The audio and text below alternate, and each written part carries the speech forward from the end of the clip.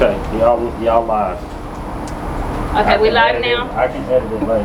Y'all go ahead. Do you want her to look into the camera? Well, the kids will run around. It'll be natural. If she look into the camera, but it's cool. Okay, well you look into the camera, Mom.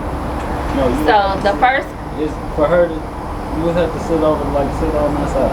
This shade over there, I don't gotta sit over there. it make it better.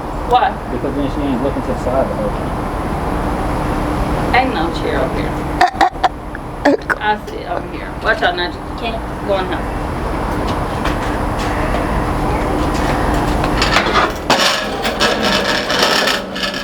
Okay, today is June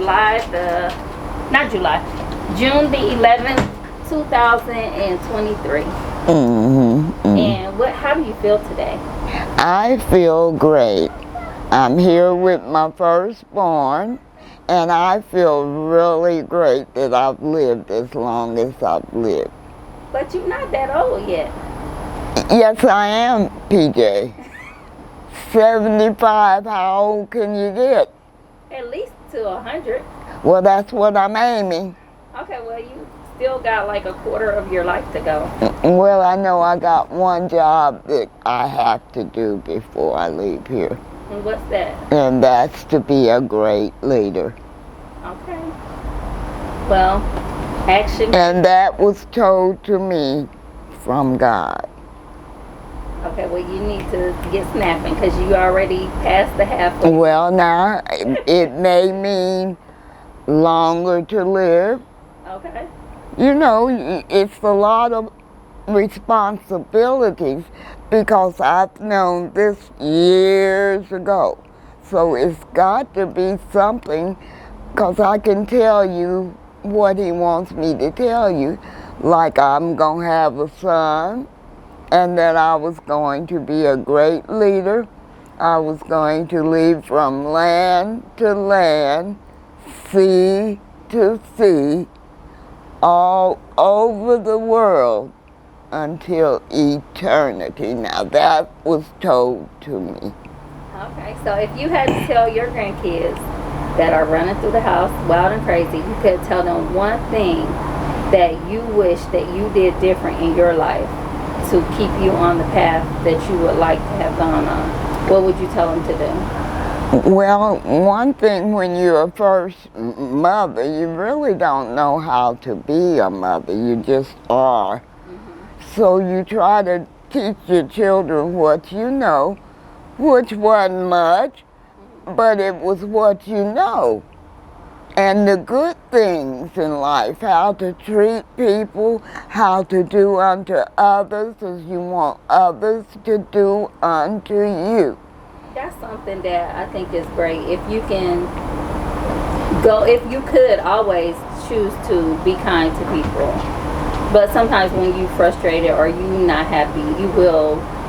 I take that to the Lord. Yeah, so that is a good thing to pass on. Always be, you hear Grandma? Yeah. Always be good to people. Always try to treat them like you want to be treated. Do you think you can do that? Mm-hmm. Well, you'll see. You'll try. As long as you try, you'll succeed. Because you ain't going to always be. Your greatest year in your life, if you go back to, like people were like, my 40s was the best, my dirty 30s, like what was your best time year was when I was dating my baby, Jim Hughes. Okay, so you and that was only for 3 years. So you were about how old? Were you 30 I was yet? 27 when I met him. Okay. And we dated for almost 3 years. Might have not been complete, and it might not have been as close, you know. So if you dated him from 27 to 30, basically, would you say that your 30s were sad because that? No, well, it was sad because I didn't have him. But it wasn't sad with the gift that I had received from God. So I was comfortable because I knew this. Hey. I knew that I didn't make this up like people tried to say I did. And what is your favorite job out of all the jobs you had? Cashiering, bartending, customer service at Singletary's. What would you say was the funnest job where you felt like I can go to work and not ready to strangle somebody. I love being a nurse aide. Okay. I really And I love. didn't even mention that, but that was early. Oh yeah, that was Oh, no, before I was. You came back and done it again later. Yeah, but it wasn't at Jewish. Right. It was at a nursing home. It was different at a nursing home versus a hospital. But I like that too because I had good relationships with all my clients. Okay. I've never had a problem with any client. And life is definitely going to come to an end for all of us. That's the one guarantee in life, is that you live and you die. So if you were to pass on, what is one thing that you would tell me that could help me in my life to continue on? All your problems, and this is the truth, take them to God. Don't tell the people that are your problems. Take them to God and leave them, because that's what He wanted me to do. He finally showed me when I moved with Debbie. Okay. And mentioning Debbie has taken you in. You went over there for dinner 5-7 years ago. Or longer than that. And you had a situation that you were living in, and you stayed She in her house. saved my life. Okay, and so with her saving your life, and you feel that way about her, if you could leave her a message, if you were not going to see her again, and you wanted her to feel how you feel about her, give me a brief.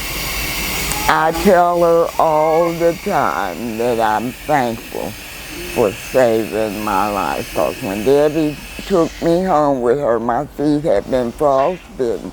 I never had frostbitten before. So did you even know they were frostbitten? I just know that they've never been that cold, so that's what I figured it was, because it took too long to thaw out. Right. Days. And she took you in like nothing. Nothing at all. She did me like that also.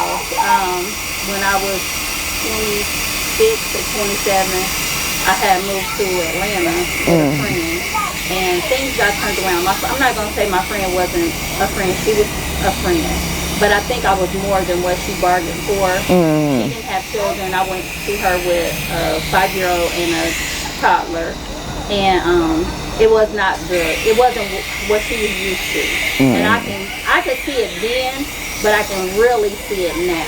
As you know what I'm saying? did. As I grow. But I've always was aware that she never did me wrong. She never did me dirty. No. Things just got out of hand. Everybody is who they are. And so we moved to Atlanta, and with no family, just thinking she was gonna watch the kids while I worked through the night while she slept. Not every time, because she was young and she went out. But it never worked out. None of that happened. And long story short, I called Debbie, and Debbie came and picked me up in Atlanta. She rented a U-Haul and drove down there by herself, and me and her loaded up a U-Haul. Bedroom furniture, coffee tables, kitchen tables, every single thing you can think of. Wash machines, we did it all. Me and her. She had drove through the night, got there that morning, and we loaded up that U-Haul truck, and all the money that she had was enough money to get gas to get us back to Ohio. And we stopped and got Popeyes, I think. Popeyes or Church's chicken. And that was it. That's all we had. It was a bucket of chicken for me and her and Miguel and Jazzy. And she drove all the way from Atlanta to... I drove... Wonderful. Yeah, she drove from Dayton to Atlanta. And then we did the truck, me and her, with the kids with us. We ain't asked nobody for help. We didn't even know nobody to ask for help. We literally just started lifting them couches up like we were professional movers. And then we got some chicken, and we ate, and then we pulled off, and I drove from Atlanta to the bridge right there in Kentucky. It was a gas station right before you get to the Covington Bridge. And then she drove from Covington to Dayton, Ohio. So I know that she is a clutch. She will come through. She is a blessing. Yes, she is. So I definitely understand that. Well, moving on to your youngest daughter. What would you tell her? Well, I know things ain't been that great, but if you had to tell her something to I would tell her how you felt about her when she was born, her growing up, what is it that you would say to her? that I'm sorry for. Okay. I'm sorry that I started her smoking weed. Just that. Right. I didn't, You nothing. didn't know it was a gateway. No, I didn't know, because I knew I had been smoking it and I had got knowledge. So I figured she's little and she'll be real smart in school because I wasn't. But it didn't work out that way. Right. So I feel real guilty about that. But overall, I just hate that she turned out to all the chances that I have given her and taken her and tried to make a change, even though I know we're going to go through this again, you know. But the last time was such a fearful time for me that I didn't want to talk to her no more. And I still don't. Yeah. And that's okay, because I believe in cutting off. I truly believe in moving on with no animosity, with no negative conversation about you. I truly believe that sometimes it's just best to love from a distance. Right. Especially when your safety is... Because they have a right to live their life, just like I got the right to live mine. And if you feel that what you did it in that mindset, and that you did it where that's what you knew. So when you know better, you do better. So now you know that if I you don't had to do it, you wouldn't ever. do it again. Right. So that's the one thing you can go forward with. And I think apology, a sincere apology, whether they receive it as sincere, but a sincere apology from yourself, it's time to release. And let go. You know, it's like, I can't do no more. I don't want to be sad about it. I don't want to feel uncomfortable about it. I just literally apologize from the bottom of my soul. God knows it's a true apology. And then that's the end of it. Yeah, and I really mean that. Yeah.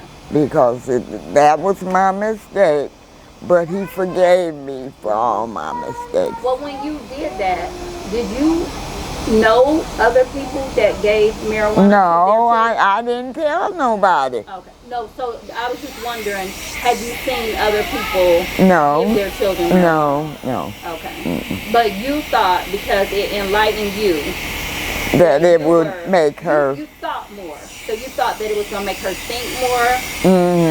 Okay. Or retain more, because that's what I didn't have, retaining. And Well, what would you tell Charlie? Charlie, I would tell Charles to keep being what Charles has always been. He has always been a good person. I just know he lost someone he loved. And through that, there was a change. But he tried to hang on with his children. But he used his right mind and took them back to her mother. You know, so if I can just pray that, I don't know what he's on, but I pray that he'll get off of it real easy. And I think he has, because he's working, but I don't know. Yeah, because you had to raise Charles. But you did have help. Thank God you had Grandma. Oh, yes. You had Danielle. And it was a little easier. But I understand, because I'm raising these kids with no help. I be wanting to move to Hamilton every day. Well, now you got that. Oh, yeah. I don't mean that. I mean, well, when I do something, he do something. That's my other half. So if I want to go to the club, I'm thinking of me and him going to the club. If I want to go to dinner, I'm thinking of me and him going to dinner. So, I mean, I don't mean I don't have help. I mean, but when I want to do something, that's the one I want to do it with. And the person I want to leave, I don't want to leave him with them when that's the one I want to kick it with. Yeah. So I don't mean that. So, no, I definitely have help. Actually, I'm his help. because he is definitely The leader. Yeah, he the lead, he the charge, and all that. So that ain't what I mean. But when you did like, even when I think about raising Jazzy and Miguel, I always had help. It was they. Well, you never ever asked me to babysit. I did. You used to keep them all the time when Jazzy was little. Not much. Yes, you did. I got mad at you one time because you hesitated. You didn't even tell me no. You just kind of paused like you was tired because you worked 2 jobs, and you probably was. And I just was like, I was so appalled because I never had, anytime I wanted you, Aunt Pat, or Grandma to keep them, y'all would keep them. I can remember one time, me and Tina we were going out. Me and Tina were going out. You on camera, go ahead. Me and Tina were going out, and we pulled up to Grandma's house. I said, Miguel, go and see if the door unlocked. Because sometimes when it get dark, they would lock the door. So I said, Miguel, go see if the door is unlocked. And if it wasn't unlocked, then I would get out and go knock on it or whatever. But Miguel and Jazzy got out. Miguel was probably 5 or 6, and Jazzy was 1 or 2. And when they went and Miguel went and opened the door, it was unlocked. So they went in the house. And my friend Tina was like, you ain't gotta go in there and say anything. You ain't gonna make sure it's okay. I was like, no, they fine. Long as my grandma, the door is unlocked, they come in. She gonna tell them to go lay down, or do they want whatever? Or whatever, they fine.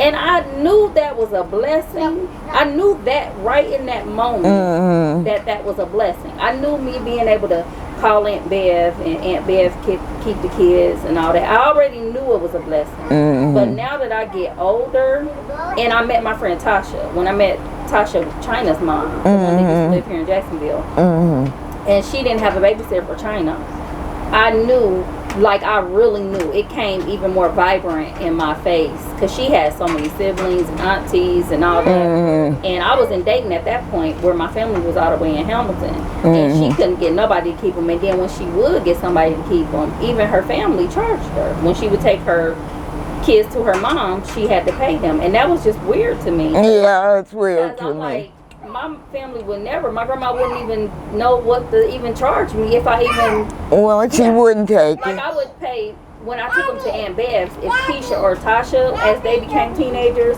then I would give them money. They were kids. But my Aunt Bev would never charge me. She wouldn't even think of it. Even if she didn't have no money, she wouldn't say, I'm charging you to watch the kids. Or they just would never say that. So I realized then that it was even a bigger blessing than what I knew. And now that I'm raising my grandkids, look at her locked out. They locked you out, Mama? But I knew then it was even a big... Oh, now you want to play? You're going to be locked outside? Here you go. Okay, well, you better come on because I'm not playing with you.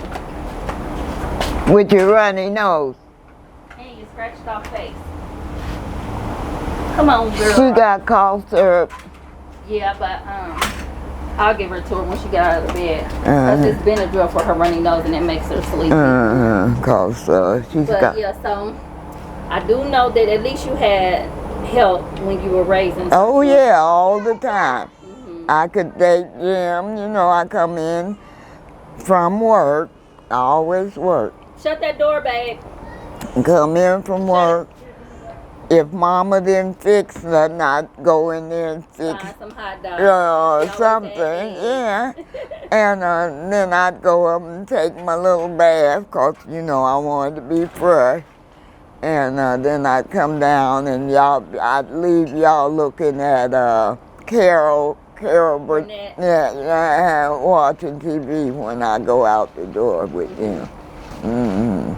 That was my fun time. And I haven't had anything. Well, Mom, I'm going to touch on Saifu. You already said something to me and Angie and Charlie, so I want you to say something to Saifu too.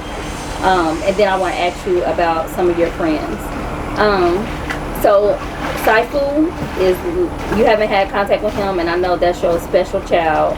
And he's called me twice since I've been here. Oh, okay, well good. I didn't know you had talked to him. So if you had, Najee, you're gonna let all the water out, and you're not gonna be able to get wet.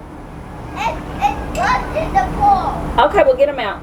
So, but if you were to tell Saifu something, he the last of your kids to tell something, what would you like to tell him? I've always told Saifu. Not about getting better, not about making changes. No. Just something that you love about Saifu. I love that I would tell him to love his father no matter what. I told him I don't know him either, but he's your father, and no matter how much you can't stand him, thank God that he made you, and be just thankful for that. So does he not like Ron? Does he hate Well, Ron? he really did not like Ron. I don't know why, except that he wasn't in his life, you know.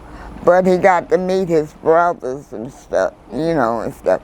So he's got a good relationship with them, his brothers and sisters, because he had a lot of them. I didn't know that, but I didn't care, you know. But I always taught him to love his father, and I'm so glad that I did, because he did come to try to love him, you know. And he called him when he got shot a couple of times. One time he came up there with his girlfriend. He found the right girlfriend.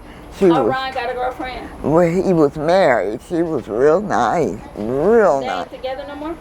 They both died. Ron did? Ron died, and I didn't then know he died. he just died a few months ago, and then she died the next day or something. Whoa, that's crazy. Mm-hmm. Working at the senior citizen 'Cause you community, know- I see him die behind heartbreak. Like heartbreak literally kills him. Mm-hmm. So I've seen that. Oh, I did not know Ron was dead. Yeah, well, it ain't been long. Well, if I could tell Saifu something, because while I'm interviewing you, I could go first easily.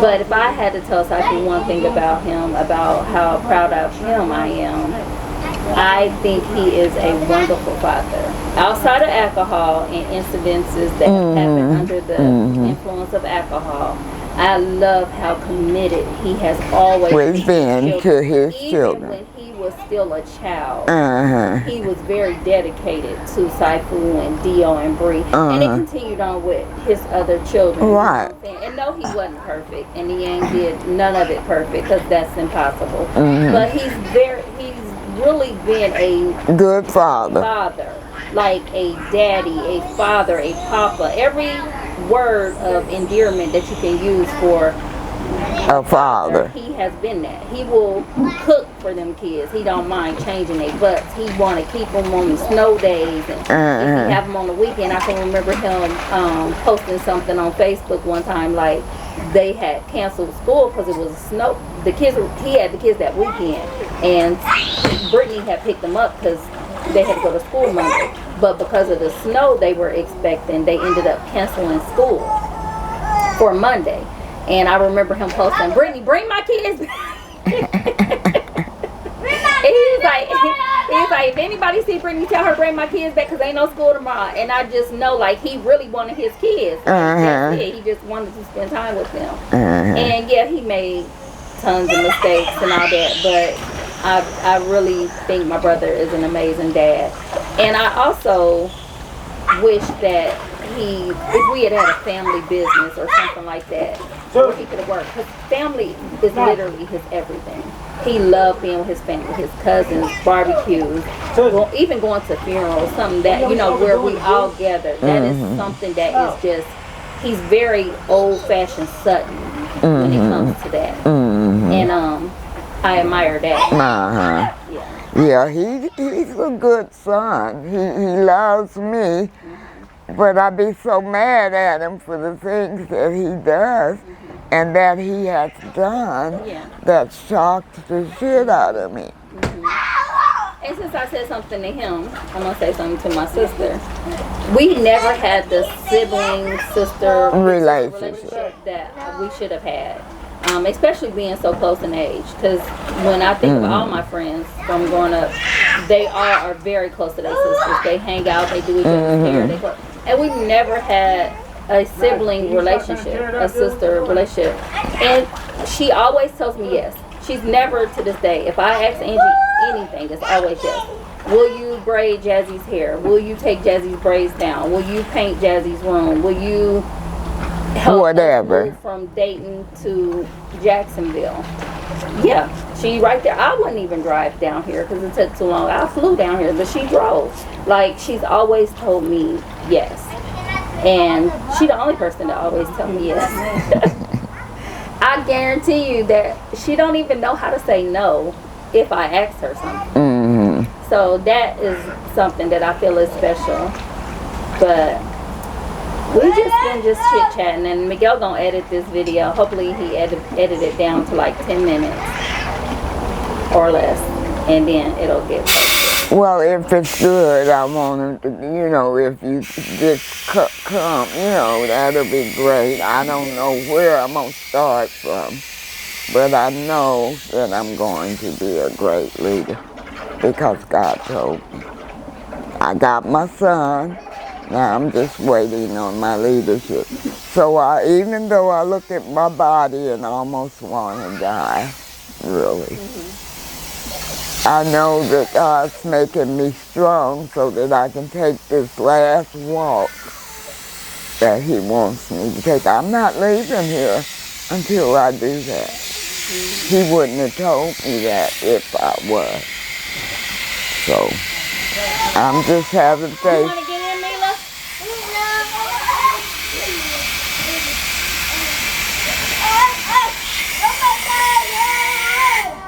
Did the air come out? Did the air come out? What'd he say? Some of the air came out, so he put some more air in there. Nani, be careful.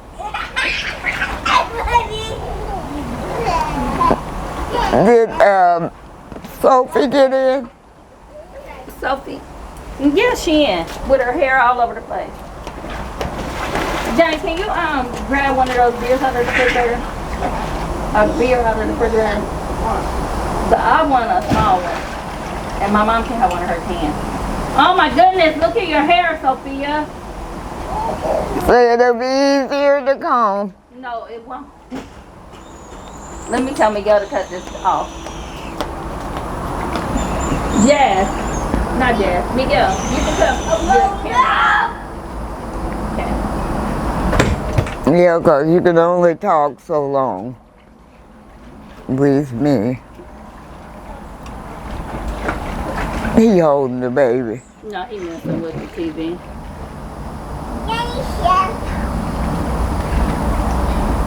So, you gonna go to school looking just like that tomorrow? Say, Grandma, I know you kidding. I let her wear her hair like that. Whoa, be careful, Mama. I let her wear her afro sometimes. I let her wear her afro sometimes. Like if we go to the beach or somewhere, I just let her wear. Well, she looks good in her afro. I didn't know her hair was so much.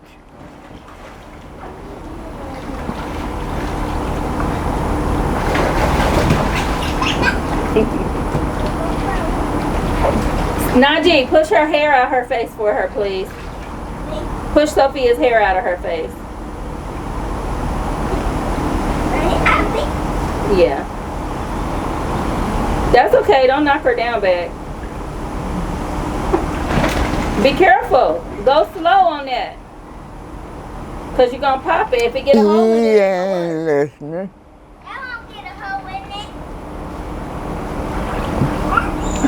Not Sophia, Mila. You want Grandma to get you something to put on? I can get you something to put on. You sure? No, her dad says she's not getting in. Why? Do you want to get in? Okay, Grandma get you something to wear.